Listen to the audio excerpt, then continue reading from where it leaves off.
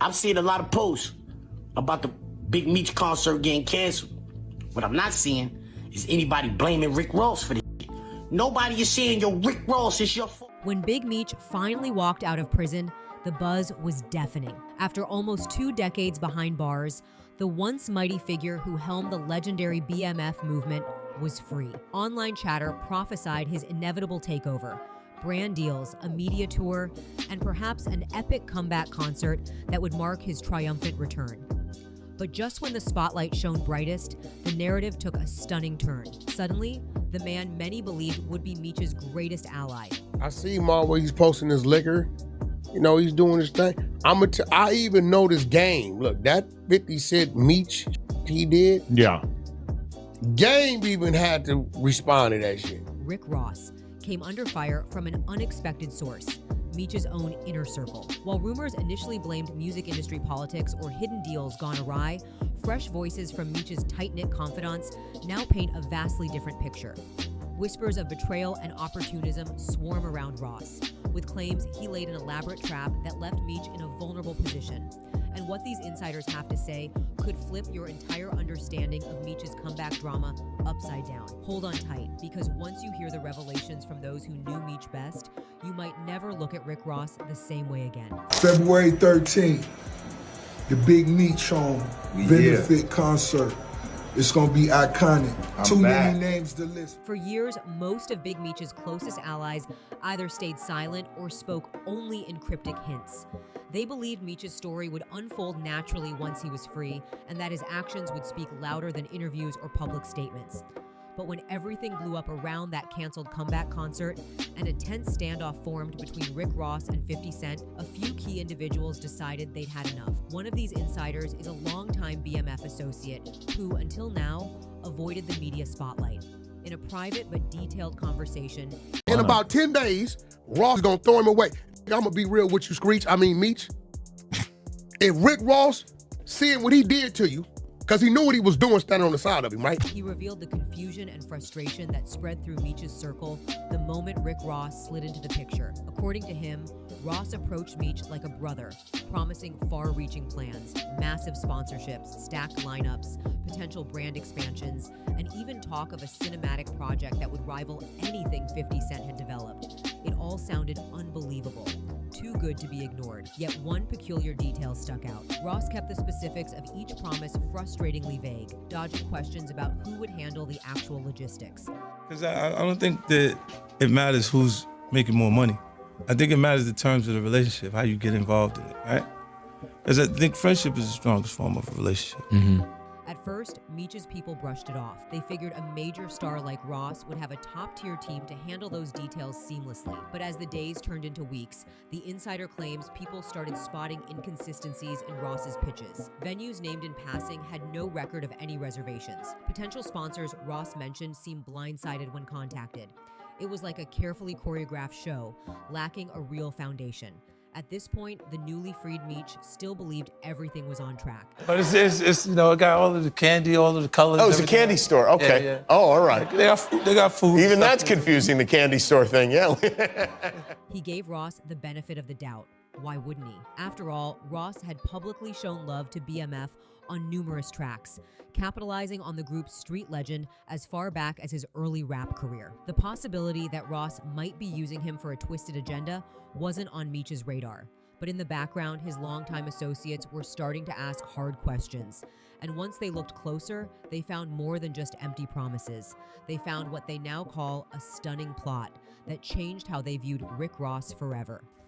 Because if the concept is coming from tradition, then it may not naturally match up with the way we live right now. We live in non-traditional times. This is modern time.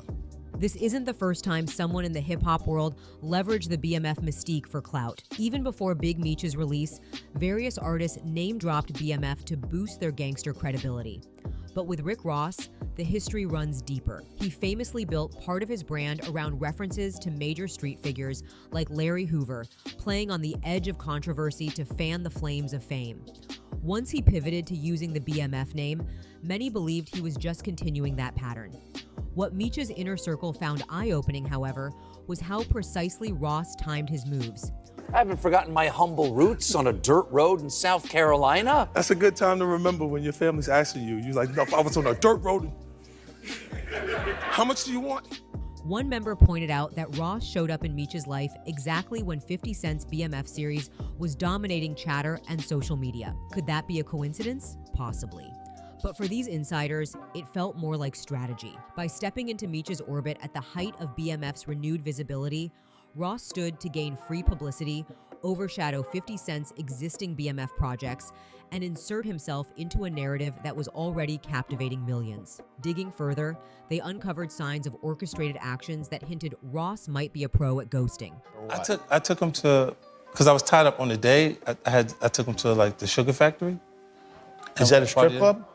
It's something like that. It's almost like that for kids. Several years ago, the man canceled major shows at the last minute, leaving promoters in chaos, then casually blamed unforeseen circumstances. Something similar happened with the rumored Larry Hoover benefit, where Ross talked big, but then quietly stepped away when real complications arose. Each time, he emerged unscathed while everyone else scrambled to pick up the pieces. According to Meech's team, this was a red flag they should have heeded sooner. Another major element in this puzzle is Ross's history of collecting inside knowledge on incarcerated icons for personal gain. While there's no hard proof of him working with authorities, speculation runs wild because of his former job as a corrections officer. Meech's circle never gave that rumor much weight in the past. Ross's commercial success seemed to overshadow the controversies, but when they saw how swiftly he maneuvered around Meech's highly anticipated return, they began to wonder if Ross might be more cunning than anyone realized. A turning point came when Ross called a private meeting, supposedly to finalize concert details and iron out big sponsorship deals. Meech was there, fresh from the hype of his release, along with a handful of BMF veterans and a few representatives from Ross's camp. According to a family friend of Meech, who was in attendance, the energy was electric. Ross opened with grand proclamations of unity and redemption, painting a vision where the BMF legacy would soar, combined with Ross's star power and business connections. But the more he talked, the more questions arose. Exactly which sponsors were on board? Who was fronting the money for venue deposits? How would they ensure the massive media coverage Ross kept touting? The vibe grew tense when Ross's answers turned abstract. He started naming big brands vaguely, brands that, as far as anyone in Meech's crew knew, had never expressed interest in working with BMF or sponsoring a figure returning from a long prison stint. Afterward, Meech's people had a heated debate. Some wanted to confront Ross right there, calling him out for the lack of clear facts. Others argued they should trust him until proven otherwise, especially since Meech wanted to believe in a smooth, triumphant comeback. In the end, Meech's desire to see the best in people won out. He decided to give Ross more time to deliver results, not wanting to sabotage the event if it turned out the big talk was genuine. Looking back, the friends who attended that meeting now feel they should have pressed harder. They sense Ross might have used that charismatic sales pitch to buy time while he orchestrated an escape route, one that left Meech waiting on a mirage, only to realize too late that the entire plan was dissolving. It was like walking through a desert, chasing a shimmering oasis, only to find nothing but scorching sand once you arrive. You've probably heard rumors about the dramatic cancellation of Meech's comeback concert, speculation over finances, speculation that 50 Cent might have sabotaged it, or that Ross pulled out due to security concerns. But there's one version of the story you haven't heard, straight from the people who were there that night. According to a BMF associate speaking on condition of anonymity, the show was hours away from public confirmation, and Rick Ross was expected to make an announcement on social media. That announcement never happened. Instead, Ross reportedly called Meech with a list of brand new excuses. Local officials were spooked by the BMF name, the chosen venue was making last-minute demands, the budget wasn't adding up. Each reason sounded plausible in isolation, but piled together, it seemed suspiciously timed. Meech's reaction, by all accounts, was a mix of confusion and disappointment. He demanded specifics, email exchanges, phone call logs, anything to prove the claims were real. Ross allegedly had nothing concrete to show. At the same time, 50 Cent, who'd been indirectly supporting Meech for years, publicly expressed frustration at seeing the fiasco unfold. This triggered fans to wonder, how did a gathering that had promised to bring the who's who of hip-hop together unravel so suddenly? But behind closed doors, the tension was even more explosive. The BMF associate says that some of Meech's people confronted Ross's team, accusing them of staging the hype just to keep Ross's name buzzing. A shouting match broke out and multiple folks had to intervene before tempers boiled over. By the end of that night, the concert was essentially dead, leaving a gaping hole in Meech's comeback plans and fueling suspicions that Ross's intentions had never been genuine. One question kept coming up among Meech's circle. Where was all the money supposed to come from? Ross had boasted that sponsors would be lining up to fund the event, but legitimate businesses usually want clear data on who's headlining, which networks or media outlets are covering, and how many tickets are projected to sell. Behind the scenes, however, it appeared no serious corporate partners had agreed to anything. No official contract, no signed commitments. Even more concerning was Ross's new push into crypto ventures around the same time. Some in Meech's camp speculated Ross might have planned to use the hype from the concert to promote his digital tokens, getting people to invest based on the promise of a historic BMF-themed extravaganza. Then, once the coin's value spiked from all the buzz, he could walk away, leaving investors in the lurch and Meech with nothing. While this theory remains unproven, it underscores the level of distrust that started to permeate conversations about Ross's motives. When you factor in Ross's past allegations, like repeated claims that he's run pump and dump schemes under the guise of big announcements, the parallels become hard to ignore. Several individuals who had followed Ross's business moves claim they recognized a pattern: hype, grandiose promises, non-existent follow-through. And in this case, the victim of such a scheme, intentionally or not, would be Big Meech, who had much more to lose in terms of reputation and momentum. For outsiders, the saga might just be another piece of sensational rap world drama. But for Meech, who had endured nearly 2 decades of incarceration, this debacle carried a personal cost. His circle paints a portrait of a man who spent sleepless nights trying to salvage the dream of a grand reintroduction. He had family members depending on him, a name to uphold, and a future to build. The canceled concert and all the swirling gossip put Meech's credibility on the line. Those close to him say that as the scandal exploded, Meech wrestled with a crushing sense of disappointment, not only in Ross, but in himself for letting it get so far. He'd been determined to forge a legitimate path post-prison, stepping away from the shadows of his past. Now he felt he was stumbling right out of the gate.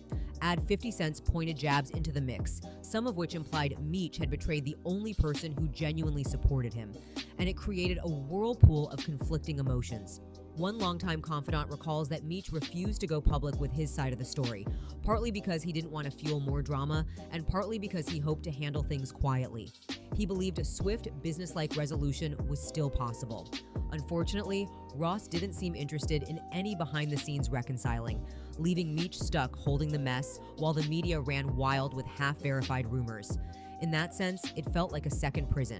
This time, a public one made of headlines, tweets, and ceaseless speculation. One of the most heartbreaking parts for Meech's crew is watching a man who once embodied loyalty suffer a betrayal so profound. During his incarceration, Meech became a symbol of standing firm, not cooperating with authorities, and refusing to compromise his integrity.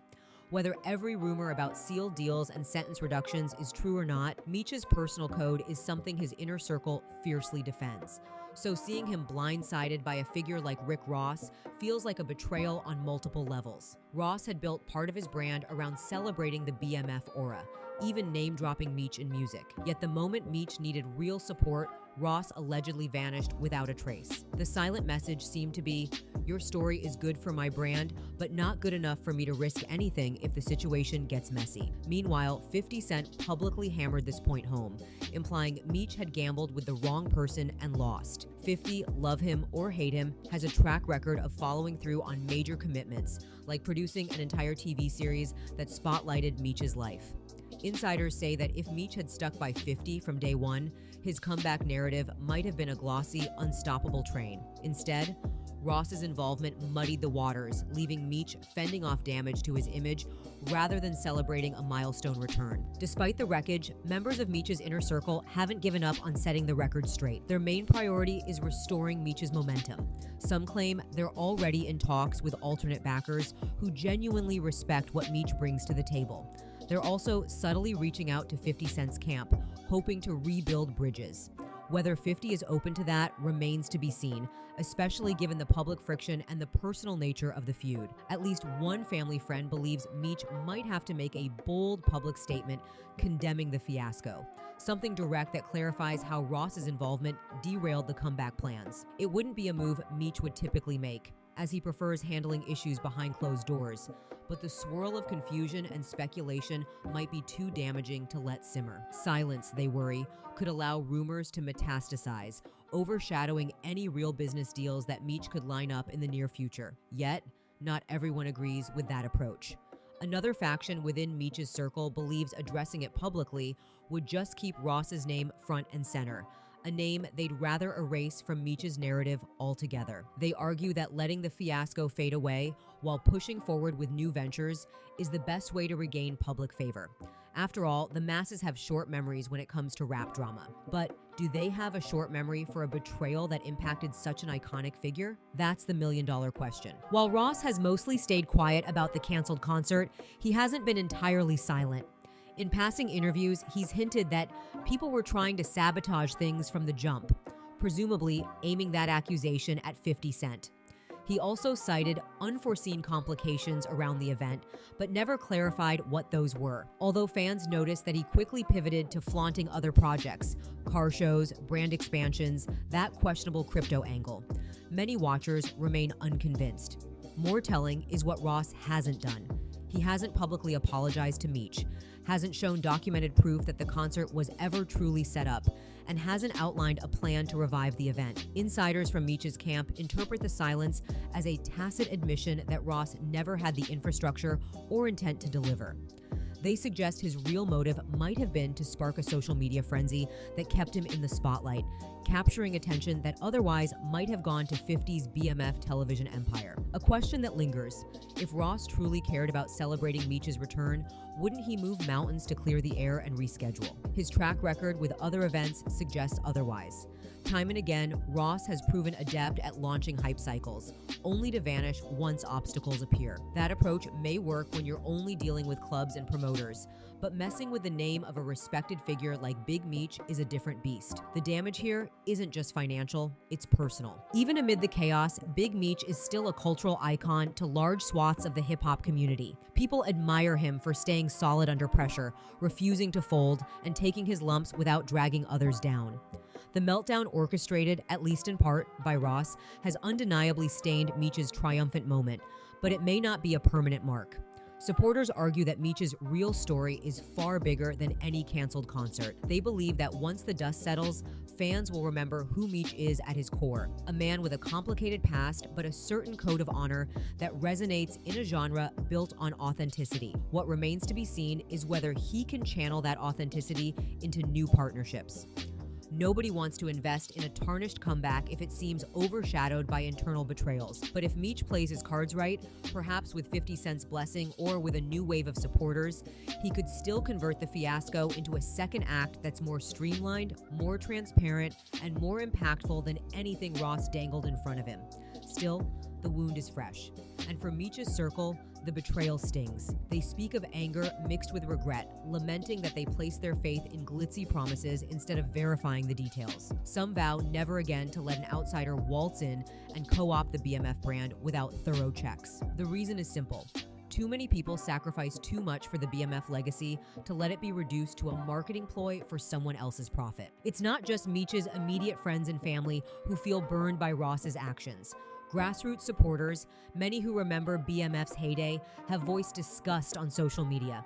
To them, BMF symbolized pride in achieving success against all odds, albeit through controversial means. They feel that Ross has toyed with a piece of cultural history. One user commented, "You don't mess with BMF. That name means something. Respect is earned, not borrowed." Street-level chatter also points to a deeper sense of frustration over how easily big corporations or major stars like Ross can exploit the stories of incarcerated figures. First it was Larry Hoover, then Big Meech, and who's next? Some even insinuate that if Ross could disrespect these men's legacies without facing real consequences, it could embolden a new era of opportunists looking to co-opt street narratives without offering real solutions or benefits. This conversation reveals the layered complexities of authenticity in rap. The very culture that rewards gritty, real experiences also fuels million-dollar businesses that commercialize those same experiences. Someone like Rick Ross, with mainstream clout, can galvanize a narrative but walk away unharmed when real conflict arises. Meanwhile, the original owners of that story, like Meech, bear the brunt of the fallout. It's a cycle the community hopes to break, but seeing how quickly Ross thrived on the hype leaves many disillusioned. Now that these stunning revelations from Meech's inner circle are coming to light, the big question is how this story ends. Will Ross double down on silence, shrugging off accusations with the confidence he's known for? Will 50 Cent seize this opening to reinforce his stance on who truly stands by Meech, perhaps forging a new deal that cements BMF's legacy in mainstream media once and for all?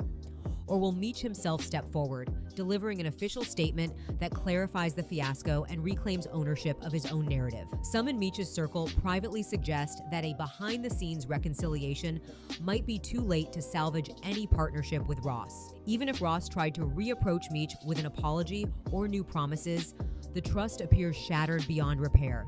Others cling to a faint hope that cooler heads might prevail. At the end of the day, business is business, and sometimes even the ugliest feuds can be patched up when enough money and public interest are on the table. But the emotional toll on Meech shouldn't be underestimated.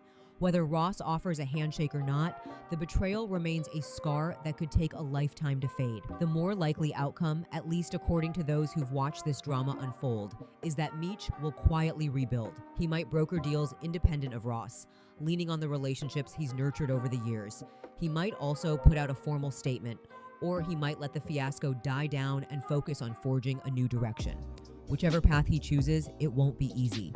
The next few months could determine whether the BMF brand reclaims its legendary status or slips into the realm of cautionary tales about how even icons can fall victim to opportunists and illusions. This entire ordeal reveals the stark reality of modern hip-hop's intersection with history, personal loyalty, and aggressive marketing strategies. On one side, you have Big Meech, a figure whose name resonates like thunder across rap culture. On the other, you have Rick Ross, an established artist who built a colossal brand, sometimes tapping into stories of real-life hustlers to fuel his imagery. Throw in 50 Cent's unwavering presence and you get a triangle of conflict that's as gripping as it is heartbreaking. What Meech's inner circle has now exposed pulls back the curtain on a new dimension. Ross may not just have miscalculated a single event, he may have manipulated an entire narrative, capitalizing on Meech's hopeful return while giving little to nothing in return. And at the heart of it all is a man fresh out of prison, grappling with the stark difference between street codes and the ruthless opportunism of an ever-evolving music industry. Where Big Meech goes from here depends on who's truly in his corner. If the revelations shared by his inner circle spark empathy among fans and draw the attention of genuine partners, Meech could still realize the comeback he deserves. One built on truth, respect, and a more careful approach to alliances. But if the swirl of accusations, betrayals, and misunderstandings grows too thick, even his legendary name might struggle to find firm footing. In the end, this is more than a rap soap opera.